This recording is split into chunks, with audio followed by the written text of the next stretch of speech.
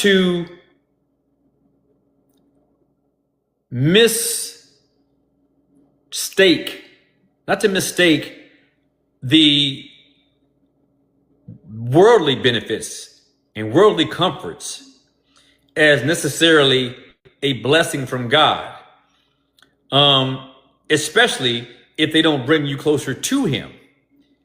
And I would argue that, as I said before, so forgive me of my repetition, which is, I believe to a large degree that Job's suffering are factored in to God providing answers to prayers Job made to him.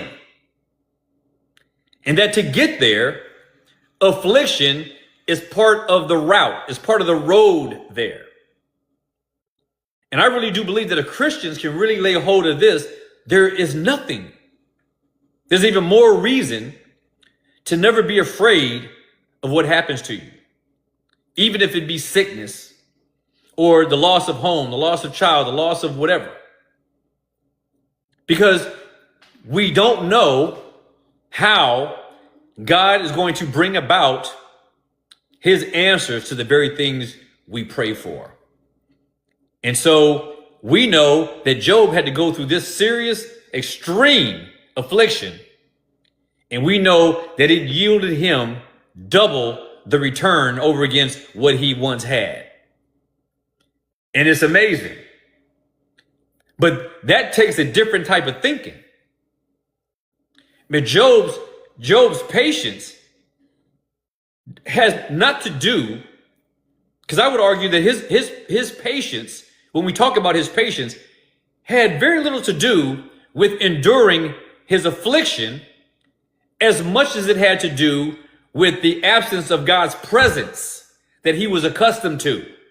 Because now God has been silent. And this is what Job is frustrated about. And he's going to speak about it in the very next verse, I believe it is. Yeah, in verse 3. And so we have to start, we as believers, we have to think differently than the way the world thinks, because a lot of Christians come into the faith, but they bring that baggage of worldly thinking along with them. Their carnal way of assessing things, their carnal way of filtering out experience. And this is why so many Christians stagnate. This is why so many Christians backslide. And when I explain backsliding means not moving forward. The word doesn't mean, as I said before, it doesn't mean you're going back to the world. Backsliding means not going forward. It means sitting still, stopping in one place, becoming congealed and not moving forward. And this is what can happen. It can cause you to stagnate. And so we want to avoid that at every cost and at every turn. And so Job here, he's saying, listen, you guys know what I believe, and I know what I believe. But he says, I know not just what to believe, but I know why. And this is what he's arguing. He's telling them they don't know why, because if they did, then they would know how to apply it to him. So again, it comes back to that misuse or that misappropriation of this truth that you've been given and not knowing how to affect whatever my problem is. And this is what Job is dealing with right now. It's hard. It's very hard. And I tell you, even studying it and trying to communicate it can be very difficult, because most of us get we like to talk a lot about these heavy, lofty theological things. And sometimes we get buried under the complexity of those things that trouble the heart and that bring us despair and that cause depression, that cause anxiety. Those things are more often hard to talk to and to speak to and address. But equality in knowledge demands fairness in judgment. But Job's friends, they used all these truths that they share, to elevate themselves and to team up and condemn him. And so no doubt that they were thinking probably, well, there's three of us here and we are all in agreement. So we are all in agreement. Job, you must be the one wrong. And this is another thing that people will do. So these three comforters are probably together going like, all three of us, we know these things. All three of us are in agreement that Job was hiding sin. All three of us are in agreement that if Job would just confess his sin and deal with his guilt, there's a chance for him, a window for him to be made right with God. A window. Now imagine the strength in numbers that these guys are probably feeling, looking down on Job, when in fact, he's the one that is more or less right in these things. But we do know that God's going to correct Job too. And I can't wait to talk about what God corrects Job for. But the fact of the matter is, Job never lost his integrity, never lost his faith, and he always clung to his God. And he refuses to accept imbalance when it comes to the contempt that's being showed to his integrity. He's not letting them get under his skin in such a way that it jeopardizes his faith or his walk with the Lord. He's not going to let them challenge his faithfulness to God. He's just not doing that. When so many of us today, when we're confronted with problems, we buy into that kind of hype and we think that maybe there is something wrong with me. Maybe there is some sin in my life. So we go to our bedside and we start whining to God, what have I done? What have I done? But if you don't know what you've done, what Job is telling us is that it's okay to not know. But you have to rest in the Lord and know that he will carry you through it.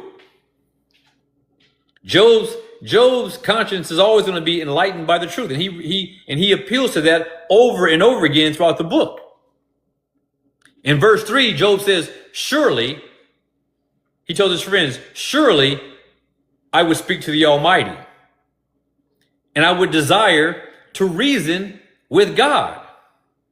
This is what he's really longing for. He wants an engagement. He wants an audience with God. I mean, think about it. He got his three friends there, and he's like, I can't talk to you guys. I can't reason with you. He's not saying that they're dumb or stupid or they don't have the truth. That's not what he's saying. He's just simply saying they don't understand what's going on with him. And he says, I want an audience with God. And he's not being defiant.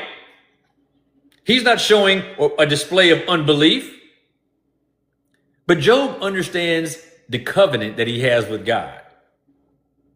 He understands that he has the authorization to go before him just like you do today. We are told in the Word of God to come before him boldly. To be bold. Ask him anything. Level your complaints to him. Fill your mouth with arguments and cry out to him. Annoy him to no end. Just annoy him, nag at him over and over again. This is what the Lord welcomes. Be the biggest nag in the brood. He will hear you and he will respond, and he will do so in his time. But he will do it because he's promised that he would. Brother Jeffrey, go ahead. Jonathan, one of the things that has gotten me about the first 12 chapters, which we've completed, and of course tonight we're starting chapter 13, is that all three of his friends have now unloaded, if I may use that term, on Job. Mm-hmm. Each one of them one at a time, and the other two have listened to the other one just rip Job to pieces. Right. Now, verse 13 or chapter 13, Job begins to defend himself. It seems to me that if his friends had any common sense at all, they would begin to question what they are doing to Job. But they don't. So again, I mean, they are friends of Job. We understand that.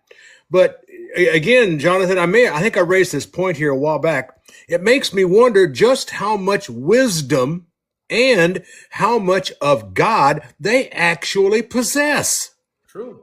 Because they're well, they're not listening. I'll put it that way. That's the nicest way I can say it. It's really aggravating in a way because Job has made his case, sir, clearly. Right. He's made it clearly. And his friends are like, duh, like it's like, okay, when are you guys going to listen? But they don't. But it was interesting about Job, as I said before earlier, he doesn't come back at them the way they come at him. He still, for whatever reason, and I know it's because he's a godly man, he doesn't come back at them the same way. He just doesn't. He doesn't respond the same way with them. It's like he's almost trying in a subtle way, trying to elevate them, even though he's the one in this lowly position. But it's almost like Job sees them as being in a position that is low on the spiritual side. Right. Yeah. And this is what's happening. Yeah. And it's beautiful to watch. It is. Because he does it all through the way he exercises what he knows about God. Right. And he's not like, and I think that I think that Job could probably be very surgical when it came to each one of them individually, but he doesn't do it. He doesn't do it. He doesn't. He never does. He doesn't. He tries to reason, but here's the thing: what he realizes is that I have nowhere to go. I thought you guys are going to be my support system, or at least part of it. I thought you might be the instruments that God is using to help my misery, to commiserate with me. And he doesn't get that. So now Job has the additional role of affliction to endure, the additional layer of affliction, which is to educate those who are supposed to comfort him. and this is you really can't go by what you see. This is what we have to understand. We can't go by how it looks, whether it's outwardly or whether it's inwardly. And Job is not hiding. So look, listen what he says, because this is what a lot of people do. He says, surely I would speak to the Almighty. I desire to reason with God. Now, here's the thing. Job loses it all. And I keep saying these things over because I want it to be refreshed as we go. Loses all his wealth. He loses his business. Loses his home. Loses his wife. Loses his 10 children. Loses his health. Loses the comfort of his friends. Gets aggravated or gets piled on aggravations to his affliction by his friends. It's almost as if God and the devil are siding together against him, but Job doesn't know. But it could feel like that. Many Christians would say, I'm done with this. What kind of God would allow me to suffer like this? What God would allow me, would take away all my kids? I've been worshiping him at this church every Sunday. I've been going to Sunday school. I've been taking my kids to catechism. I've been praying with them. I've been praying with my wife. I sent my son off to seminary. I sent my daughter off to here in this school and that school. I did all these things. I prayed 3 times a day. I did all these things. And then he takes everything from me. What kind of a God would do that? This is most people. I'm sure everybody here knows somebody whose faith was shipwrecked because they got the slightest degree. They got the affliction knob turned up to 0.00001 and the whole world is over. The decibels on his affliction can shatter an entire neighborhood. And what does he do? I would speak to the Almighty and desire to reason with God. You know what kind of Christian you have to be to go through what he went through? To have that be what you're saying after having gone through all of this? You know what kind of person you have to be? Job is like, he's like, listen, I understand you guys know the doctrine. I understand you got the doctrine. I understand you know that. But I need something else. I need something that affects my inner soul. I need encouragement. I need you to help me appeal to my God. But since you won't, because you're too busy trying to show me how wise you are and how ignorant of the truth that I have and how I am such a sinner, I have no place else to go but to go before the Lord himself. But to go before the Lord himself, to seek the presence of the Almighty, to reason with him, because I can't reason with you. I was hoping that we could do that. I was hoping that we could do that. But it seems that that is not something that you are prepared to do or equipped to do. Sister Tyson, what are your thoughts, sister? Man, I'm sitting here looking. So we're in 13, and Job says, let come on me what may. He says, though he slay me, I will hope in him. Yet I will argue my ways to his face. It's uncomprehendable, to be honest. It's beautiful. Yep, it really is. It really is. But I love this thing. I need to talk to God. I'm later for you guys. I need to hear from the Almighty. You got nothing for me. Job wants judicial reasoning. He wants to sit before God and have God analyze him. Search my heart, O God. Search my heart. I need my communion back. What happened? I know you're there. How long will you be silent, O God? How long will you allow me to sit in the dust and ashes? How long will you suffer me to be whipped by the tongue of these men? Let me hear from you. Don't subject me to these mouths, these lions. Lift my head up and show me what I need to know. Job wants his God to come into the picture. Faith here doesn't silence inquiry. Faith perpetuates it. Faith motivates it. Don't get quiet and shut in. Don't close off. Faith produces a fervent inquiry into God's whereabouts. Chase him down. Run the Lord down until you catch him. Wrestle with him like Job did. And you will know what it feels like to be an Israelite indeed. Brother Pat, go ahead. You referred to these friends as lions, and you know what just clicked in my head, Jonathan? The beginning of Job. What does God call Job? Have you considered my what? My servant Job.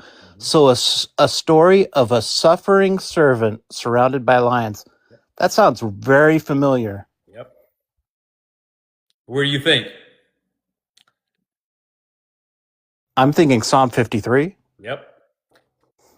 Yeah, you know,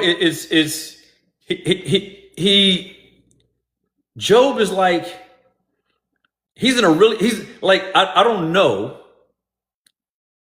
if there could be a greater example in the Bible of loneliness at this moment in Job's situation.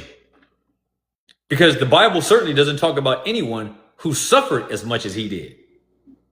There's no, I'm not saying that there aren't, but there's no record of it. And I'm sure, and I want to believe that the reason why we have this record of Job is probably because it is the worst.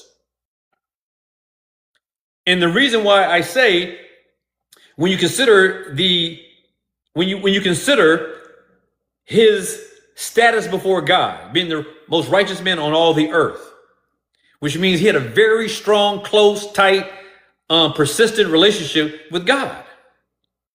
He had everything. Now he loses everything, but he didn't lose his faith. He didn't lose his integrity. He maintained righteousness before God, and God used him as the most formidable opponent that was available on earth for Satan to contend with. So Job has lost everybody. He's lost his family, most of them through death. His wife turned her back on him, and now his friends. And so if he was an atheist, I wouldn't say he was a lonely man. But now he sees he's a man who is not an atheist, who loves Lord, has always loved God, has always loved him, has always been faithful, has never charged God foolishly. Everyone has turned against him. He has no business relationships, no relationships of any type that he can go to and flee to for comfort. And now it appears that even God himself won't even answer him. It is his relationship to God that makes what he's going through right now monumentally lonely. Lonely. If you spend half your time looking for the comfort of others and half the time looking for comfort from God, when everything is lost, well, you have half the loneliness maybe. But if you've had a full heart toward God, regardless of what you had in life, when he is not speaking to you, when he is not having fellowship with you, when he is not seeming to show his face upon you, that's the ultimate kind of loneliness. To feel that he is not accessible to you or making himself accessible to you. But what does Job do? He keeps clinging. He doesn't run. He doesn't say, I can't be with a God who lets all this happen to me. Because that reveals what you were in it for in the first place. It wasn't for him. It was for you. We submit our lives, we submit our whole persons in humility to God, in service to the Lord Jesus Christ. We submit ourselves to him, not for ourselves. I know this is a prominent theme in gospel preaching, but we do it to glorify him. We just get the secondary benefit of it, the inheritance. We get to be made partakers of this monumental and inexhaustible inheritance. We don't deserve it. We just don't deserve it. Job understands that clarity and vindication cannot come from men whose judgment is flawed. He's not getting anything from his friends. He's not getting anything from them. So he does what he's been doing. He keeps leveling his appeals to God. God, would you step in and do something for me? Hear me. Answer me. I'm frustrated. I see where your providence has taken me, and I believe that you always do right. You're the judge of the earth. You will always do right. He's like, just give me a little something to hang on to, because I got no one else, but I know you are always with me. He never doubts that. He tells his friends in verse 4, but you are forgers of lies. You are all physicians. Listen, he says you are all physicians of no value. You see Job's teeth coming out? You see his teeth coming out? You are forgers of lies. What are they lying about? They're lying about him. They're lying about him. He says you are physicians which have no value. See, he's progressively anteing things up. Brother Jeffrey, go ahead. Jonathan, I've been waiting for you for a while for you to get to verse 4, because here a while back when I was a couple chapters ahead of you trying to see what was coming, I got to verse 4 of chapter 13 and I read what Job said here, and I just put the Bible down and I just laughed myself silly for about 10 minutes. It was great. My translation, and I know you don't always agree with my translation, Jonathan, my Bible, but it says in verse 4, you, however, smear me with lies. And get this, he says to them, you are worthless physicians, all of you. Worthless. Jonathan, in clean, acceptable language, you can't hit anybody much harder than that than with the word worthless. Yep. I mean, he is really putting his friends in their place, which is what he needs to do and what he does here. Right. See, this is like Job. I mean, you're right, Job. Jeffrey, you're right about the translations, because I know the words. I know what they mean, and so I get it. But you can see, like, let me say what I mean. A difference, right? So, like, when he says you are forgers of lies, right? And I forgot what word yours was, but I know that the English translated from the same Greek words. But that word means it's not just that they smeared him with lies. It's that they chiseled it. They chiseled lies. They took time to construct lies to level at him. This is what he's saying. He's talking about, he's basically making it seem as though they took care in constructing, like Mariah says, customizing their lies for him. It's much stronger than it's much stronger than it sounds, but it's like he's like saying they took special care. They got the instruments and they carefully carved out these lies to level at Job. They had an agenda. Like Candy says, premeditated. That's what it sounds like. That's exactly what it sounds like. And then when he says you are physicians of no value, think of it like a doctor found guilty of malpractice. Because what is malpractice? Sister Maria, you're new up here, I think, for the first time. Let me ask you a question, sister, if you don't mind taking the question. If you don't, that's okay. I'll understand. But what do you think he means when he says that when he says you are physicians of no value, and he makes it akin to malpractice? What's the malpractice here? Hi. Hey, Maria. I think that, yeah, he's basically saying that they're like doctors without credentials. They're there giving him they're giving him bad advice as from the enemy, from their own selfish gain, not from God and not believing God. But if you go to the hospital, right? If you go to the hospital and they put you under and you wake up and your foot's on the wrong leg and your foot's on the wrong leg, what are you going to do and why? You're going to sue, right? Yeah. And you're going to sue why? Because they don't know what they're doing. They don't know what they're doing. And not knowing what they're doing means that they provided the wrong treatment to address the wrong problem. Yeah. And this is what's been going on. Job's friends, brethren, they have been misdiagnosing Job all along. And that's why he tells them, you're guilty of spiritual malpractice. You're doing me no good. And he's calling them out on it. Anything else you want to add, Maria?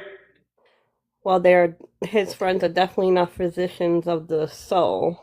So. No. And that's exactly what he wants. That's exactly what he wants. Yeah. Right? Yeah. That's what you should have as a companion, because God says two are better than one, right? Well, That's these right. friends, were there like two of them or three of them? They weren't better to be in his presence to help him get closer to God. That's right. Absolutely, sister. And I appreciate you coming up. I really do. I really appreciate it. And feel Thank free to you. come back and hang around for a while if you want to. Thank I'll pick you. on you. I'll pick on you some more a little later. Sister Lisa, go ahead. Well, I was just going to add, a physician is there to heal and to help. And originally, that's what they claim to be doing.